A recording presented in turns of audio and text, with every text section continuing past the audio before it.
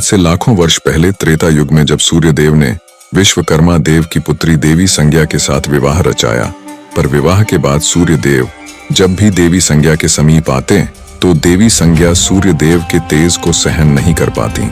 समय यूं ही बीतता गया और फिर कुछ वर्षों के बाद देवी संज्ञा ने वैवस्वत, मनु, यमराज और यमुना जैसे तेजस्वी संतानों को जन्म दिया। पर अक्सर संज्ञा सूर्यदेव के तेज से परेशान ही रहती और एक दिन देवी संज्ञा ने फैसला किया कि वह सूर्य लोक से काफी दूर जाकर तपस्या कर सूर्यदेव के तेज को झेलने योग्य बनेंगी, तभी सूर्य लोक वापस लौटेंगी। पर उन्हें अपने नवजात संतानों की भी देखरेख करनी थी और साथ ही देवी संज्ञा चाहती थी कि उनके सूर्य लोक छोड़ने की बात सूर्यदेव को पता न चले। फिर देवी संज्ञा ने अपने सिद्ध से अपने ही जैसी दिखने वाली खुद की छाया प्रकट की और उनका नाम संवर्णा रखा और उन्हें सारी जिम्मेदारी सौंपकर तपस्या करने किसी अज्ञात वास पे निकल पड़ी। इसके बाद सूर्यदेव जब भी अपनी पत्नी के समीप आते तो उनके तेज से देवी संवर्णा यानी कि देवी छाया पे उनके तेज का कोई असर न होता और दोनों खुशी खुशी अपने मिलन का आनंद उठा लेते। सूर्यदेव देवी छाया को ही अपनी पत्नी संज्ञा समझते रहे और समय यूं ही बीतता चला गया। फिर धीरे धीरे वैवस्वत, मनु, यमराज और यमुना भी बड़े हो गए, जिन्हें कि सूर्यदेव ने उनके काबिलियत के अनुसार उनको अपना अपना कार्यभार सौंप दिया और खुद भी अपने कार्य में व्यस्त रहने लगे, जिससे कि देवी छाया अकेली पड़ गई।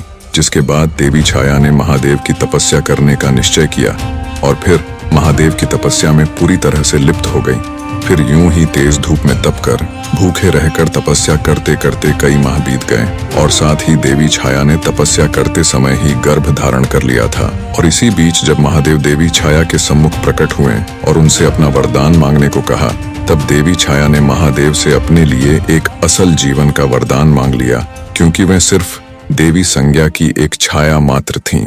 दरअसल देवी संज्ञा के एक अरसे से सूर्यलोक वापस न लौटने के कारण अब देवी छाया के अंदर एक असल जीवन पाने की इच्छा जागृत हो चुकी थी।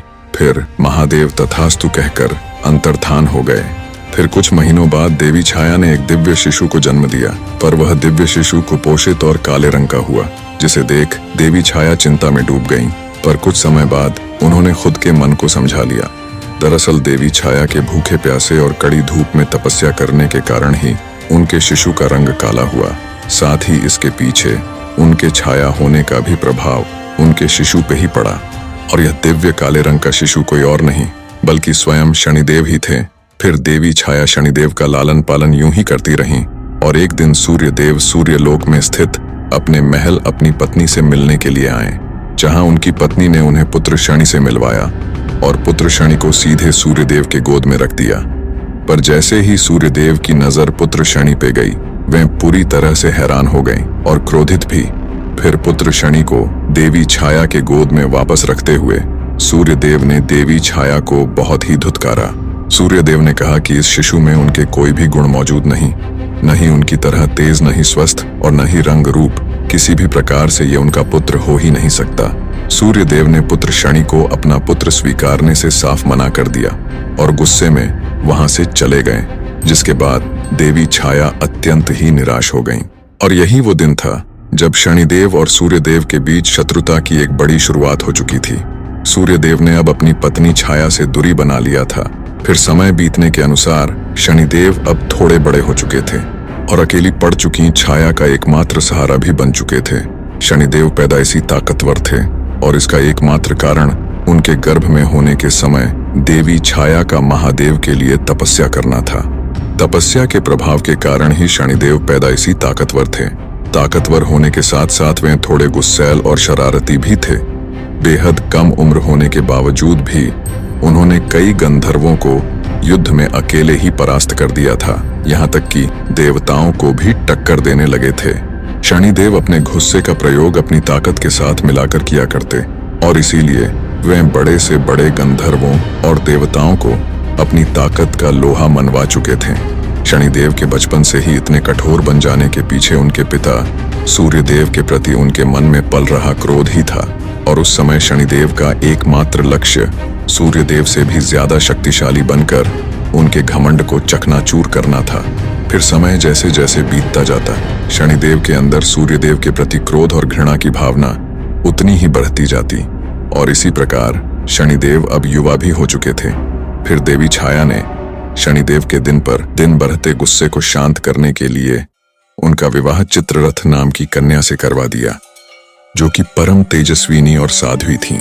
विवाह के बाद शनिदेव सचमुच काफी शांत रहने लगे थे और एक बार जब शनिदेव अपने ध्यान मुद्रा में बैठे हुए थे, तब उनकी पत्नी चित्ररथ ने शनिदेव के सम्मुख पुत्र प्राप्ति की इच्छा व्यक्त की, जिसका शनिदेव ने कोई उत्तर नहीं दिया। तमाम बार अपनी इच्छा व्यक्त करने के बावजूद भी देवी चित्ररथ को शनिदेव की तरफ से कोई जवाब न मिला। फिर देवी चित्ररथ को शनिदेव का यह व्यवहार अपमानजनक लगा और फिर देवी चित्ररथ क्रोध में आकर शनिदेव को श्राप दे बैठी। देवी चित्ररथ के श्राप के दौरान शनिदेव यदि किसी को मात्र सिर्फ देख भी लें तो उसकी तबाही निश्चित थी, यानी कि देवी चित्ररथ ने उन्हें किसी को नजर उठाकर न देखने का श्राप दे दिया। ध्यान मुद्रा से उठने के बाद शनिदेव को अपने भूल का आभास हुआ और उन्होंने अपनी पत्नी को मनाने की बेहद कोशिश की, जिसके बाद देवी चित्ररथ को भी अपनी गलती का एहसास हुआ। पर श्राप को निष्फल करने की शक्ति देवी चित्ररथ के पास न थी और फिर इस घटना के बाद से शनिदेव अपना सिर नीचे करके चलने लगे। फिर यह बात पूरे ब्रह्मांड में तेजी से फैल गई और यह बात असुरों के गुरु शुक्राचार्य को भी पता चली, जिसके बाद वे असुरों के सेनापति राहु के साथ शनिदेव के सम्मुख प्रकट हुए और शनिदेव के इस श्राप को अपनी शक्ति बनाकर देवताओं के खिलाफ इस्तेमाल करने की सलाह दी, जिसके बाद शनिदेव ने शुक्राचार्य को खुद के स्वार्थ के लिए दूसरों का इस्तेमाल न करने की सलाह देते हुए साफ मना कर दिया और शुक्राचार्य समेत राहु को वापस जाने की सलाह दे दी। इसी बीच देवी संज्ञा पृथ्वी से सूर्य देव के तेज को झेलने योग्य बनकर सूर्यलोक वापस लौट आए और फिर उन्हें अपने पीठ पीछे हुए सभी करतूतों का पता चल गया, जिसके बाद वे देवी छाया पे अत्यंत ही क्रोधित हुईं और सूर्यदेव को सब कुछ सच सच बता दिया। जिसके बाद सूर्यदेव ने तो देवी संज्ञा के ऊपर अपना क्रोध व्यक्त किया ही, साथ ही उन्होंने देवी छाया और शनिदेव को सूर्यलोक से निष्कासित और अपमान कर बाहर निकाल दिया। जिसके बाद शनिदेव और माता छाया पृथ्वी की ओर चल पड़े और एक घने व सुंदर से वन में निवास करने लगे। वन में रहते रहते शनिदेव की मित्रता काकराज से हुई और इस बेहद खूबसूरत वन में शनिदेव माता छाया के संग खुशी खुशी रहने लगे थे।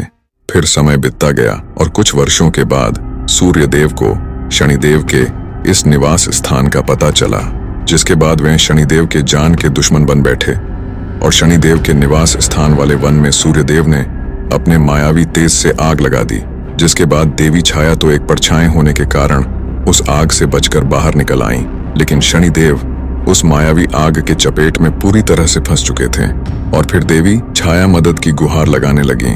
फिर अचानक काकराज ने वन के ऊपर से आकर शनिदेव को अपने पंजों में जकड़कर काफी दूर अपने काकलोक ले गए और फिर काकलोक में आने के बाद काकराज ने शनिदेव को अपनी माता से मिलवाया और काकराज की माता ने शनिदेव को काकलोक में ही रहने की विनती की, जिस पे शनिदेव ने भी सहमति जताई। काकराज की माता ने शनिदेव को अपने पुत्र की तरह लाड़ प्यार से रखा।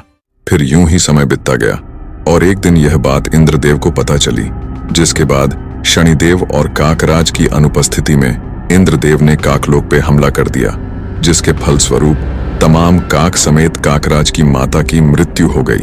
और फिर जब यह बात शनिदेव और काकराज को पता चली तो वे अत्यंत ही क्रोधित हो उठे और शनिदेव आग बबूला होते हुए अपनी ताकत को जगाते हुए उस ताकत का कुछ हिस्सा काकराज पे समाहित कर उन पे सवार होकर स्वर्गलोक की तरफ प्रस्थान कर बैठे और यहाँ स्वर्गलोक पे इंद्रदेव समेत सभी देवता नृत्य और सोमरस का आनंद उठा ही रहे थे कि तभी उन्हें दूर से बेहद जोरदार गर्जना भरता हुआ तीव्र गति से सामने आता हुआ काल के समान काक और उस पे सवार शनि नजर आया, जिन्हें देख स्वर्गलोक में भगदड़ मच गई और देवता युद्ध के लिए अस्त्र शस्त्र लिए तैयार हो गए। लेकिन शनिदेव स्वर्ग पे कदम रखते ही अपने तिरछी नजर से देवताओं को तो पहले शक्तिहीन बना दिया, फिर अपने आंखों की तेज रोशनी से उन पे प्रहार कर उन्हें फर्श पे पटक दिया। इंद्रदेव समेत सभी देवता शनिदेव के सामने इतने कमजोर हो चुके थे कि वे अपने अस्त्र शस्त्र को भी उठा पाने में असमर्थ थे। फिर शनिदेव ने देवताओं के ही अस्त्र शस्त्र से उन्हीं को बुरी तरह से घायल करना शुरू कर दिया। जिसके बाद सभी देवताओं को स्वर्ग से किसी भी तरह अंतर्धान होकर भागना पड़ा। इंद्रदेव समेत सभी देवताओं ने शनिदेव के भय से कहीं दूर जाकर सूर्यदेव को याद किया और सभी सूर्यदेव से शनिदेव को जलाकर भस्म कर देने की विनती करने लगे। जिसके बाद स्वर्गलोक में सूर्यदेव का आगमन हुआ और सूर्यदेव ने शनिदेव को यह सब रोकने का आदेश दिया, जिस पे शनिदेव ने साफ इनकार कर दिया। फिर सूर्यदेव ने शनिदेव के ऊपर अपने मायावी घातक किरणों से प्रहार कर दिया, जिसे कि शनिदेव ने बीच में ही अपने आंखों की भयंकर ऊर्जा से तबाह कर दिया और साथ ही सूर्यदेव के ऊपर अपनी कुदृष्टि भी डाल दी, जिससे कि सूर्यदेव बिल्कुल ठंडे और काले पड़ गए, जिसके फलस्वरूप पूरे आकाश गंगा की रोशनी विलुप्त हो गई और हर जगह सिर्फ अंधेरा ही अंधेरा छा गया। जिसके बाद सूर्यदेव को भी स्वर्ग छोड़कर भागना पड़ा। फिर सभी देवता अपने बचे खुचे शक्तियों का इस्तेमाल कर किसी भी प्रकार पृथ्वी में स्थित कैलाश पहुंचे और महादेव के सम्मुख सारी बात बताकर रो पड़े। जिसके बाद महादेव ने तो सबसे पहले सभी देवताओं को उनके करतूतों के लिए फटकार लगाई और फिर स्वर्ग समेत देवताओं की शक्तियों को वापस दिलाने का भी भरोसा दिलाया। फिर महादेव ने अपने कुछ शिवगणों की टुकड़ियों को देवताओं के साथ स्वर्गलोक रवाना किया। जिसके बाद स्वर्गलोक पहुंचते ही देवताओं ने शनिदेव को युद्ध के लिए ललकारा। जिसके बाद शनिदेव युद्ध के लिए देवताओं और शिवगणों के आगे उपस्थित हुए और फिर शिवगण समेत सभी देवता एक साथ मिलकर शनिदेव के ऊपर टूट पड़े। जिसके बाद शनिदेव शिवगणों और देवताओं के प्रहार से बचते हुए काकराज के ऊपर जा बैठे और अपने कुदृष्टि का प्रयोग करके उन्होंने सबसे पहले तो शिवगणों को शक्तिहीन और सुस्त बना दिया, जिससे कि वे जमीन पर गिर पड़े। फिर शनिदेव ने अपने कुदृष्टि से इंद्रदेव और सूर्यदेव को वहीं मूर्छित कर दिया और यह देख बाकी देवता स्वर्गलोक से अंतर्धान हो गए। फिर शनिदेव ने इंद्रदेव से देवराज का राज मुकुट छीनकर अपने पास रख लिया और फिर इंद्रदेव समेत सूर्यदेव को स्वर्ग में ही अपना बंदी बनाकर बंदी गृह में डाल दिया और यहाँ अग्निदेव और वरुण देव समेत बाकी देवता स्वर्गलोक से दोबारा से भागते हुए कैलाश महादेव के पास आ पहुंचे और महादेव को सारी बात बताते हुए उन्हें स्वयं स्वर्गलोक चलकर शनिदेव को समाप्त करने की विनती करने लगे। इतना सुनते ही महादेव कैलाश से अंतर्धान हो गए और देवता देखते ही रह गए और यहाँ स्वर्गलोक पे शनिदेव पूरी तरह से अपना आधिपत्य जमा कर बैठ चुके थे एवं इंद्रदेव समेत सूर्यदेव को एक बड़ा दंड देने की तैयारी में जुट चुके थे कि अचानक स्वर्गलोक में एक सैलाब सा आ गया। पूरा स्वर्ग थर्रा उठा। फिर आगमन हुआ देवों के देव महादेव का। जिसके बाद महादेव ने शनिदेव को यह सब रोकने का आदेश दिया, पर शनिदेव ने अपना सिर झुकाए हुए ही इनकार कर दिया। फिर महादेव ने शनिदेव को युद्ध करने को कहा, जिसके बाद शनिदेव अपने सम्मुख इतनी बड़ी शक्ति देख घबरा गए और जल्दबाजी कर बैठे।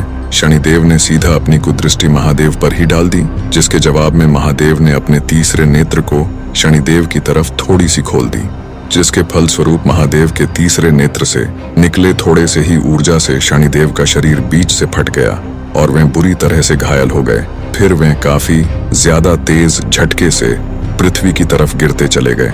शनिदेव के मूर्छित होते ही देवताओं की शक्ति वापस आ गई और यहाँ महादेव के त्रिनेत्र से निकले थोड़े से ही ऊर्जा में इतनी ताकत थी कि शनिदेव स्वर्ग से नीचे की तरफ गिरते हुए पृथ्वी काफी तीव्र गति से पहुंच गए और तमाम पेड़ पौधों को ध्वस्त करते हुए एक पीपल के पेड़ में जा अटके। शनिदेव पूरी तरह से अधमरा हो चुके थे। ऐसा लगता था जैसे कि वे अब नहीं रहे, पर कुछ देर बाद उन्हें होश आया और फिर उन्हें महादेव के शक्ति का एहसास हुआ। जिसके बाद शनिदेव महादेव से काफी ज्यादा प्रभावित हुए और उन्हें अपना गुरु मानते हुए पीपल के पेड़ में वैसे ही पड़े पड़े महादेव की तपस्या में लीन हो गए। शनिदेव में इतनी भी ताकत नहीं बची थी कि वे थोड़ा हील भी सकें। फिर काफी वर्षों तक पीपल के पेड़ में ऐसे ही पड़े पड़े घोर तपस्या करने के बाद महादेव शनिदेव से काफी प्रसन्न हुए और महादेव शनिदेव की क्षमता और साहस से तो पहले से ही काफी प्रभावित थे। इसलिए उन्होंने शनिदेव को पीपल के पेड़ से अंतर्धान कर सीधे अंतरिक्ष में ला खड़ा कर दिया और पहले जैसे स्वस्थ भी बना दिया।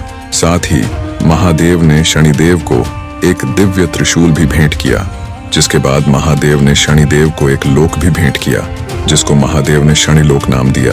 और आखिर में महादेव ने समस्त ब्रह्मांड के देवी देवताओं की मौजूदगी में शनिदेव को पूरे ब्रह्मांड का न्यायाधीश घोषित किया, यानी कि न्याय के देवता। और यह देख सूर्यदेव समेत सभी देवताओं को शनिदेव के साथ किए गए क्रूरता को लेकर अपनी गलती का एहसास हुआ। फिर अपनी गलती का पश्चाताप करने के लिए सूर्यदेव पृथ्वी जाकर देवी छाया को सूर्यलोक वापस लेकर आए और खुशी खुशी रहने लगे।